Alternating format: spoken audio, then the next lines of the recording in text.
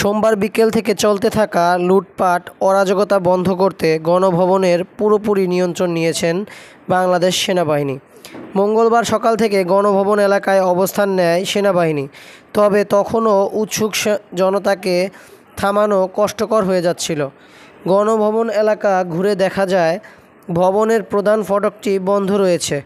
সেখানে নিরাপত্তায় দেখা গেছে কয়েকজন সেনা সদস্যকে, যারা ফটক দিয়ে প্রবেশ করতে চাইছেন তাদের বুঝিয়ে শুনিয়ে ফেরত পাঠানোর চেষ্টা করছেন তারা। তবে প্রধান ফটকের বাম পাশের দেয়াল ভেঙে ফেলা হয়েছে অনেক আগেই। সেদিক দিয়ে জনগণ প্রবেশ করতে গেলেই পড়ছে সেনাবাহিনীর বাধায়। তবে তা মানছে না কেউই, জড়িয়ে পড়ছেন তর্কে। পরিস্থিতি সামাল দিতে ও রাষ্ট্রীয় সম্পদ রক্ষায় গণভবন ফাঁকা করে তা দখলে নিয়েছে সেনাবাহিনী। দুপুর 12টা নাগাদ জনতাকে সরিয়ে পুরো গণভবন ফাঁকা করে সেনাবাহিনী। এরপর সেখানে নিরাপত্তা জোরদার করা হয়। তবে এতে ক্ষোভ ও হতাশা প্রকাশ করেছেন সাধারণ জনতা। অনেকেই পরিবারসহ ঘুরতে এসেছেন এখানে। তারা ভেতরে প্রবেশ করতে না পেরে দুঃখ প্রকাশ করেছেন।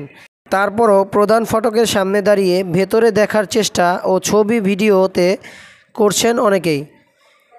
সোমবার 5 আগস্ট পদত্যাগ করে শেখ হাসিনা গণভবন ত্যাগ করতেই ছাত্র জনতা তা দখল নেয়। এরপর চলে ব্যাপক হারে লুটপাট ও ধ্বংসযজ্ঞ। তবে আজ সকাল থেকে লুটপাট বন্ধ ও রাষ্ট্রীয় সম্পত্তি রক্ষার উদ্দেশ্যে গণভবনের মুখে অবস্থান নেয় সেনাবাহিনী।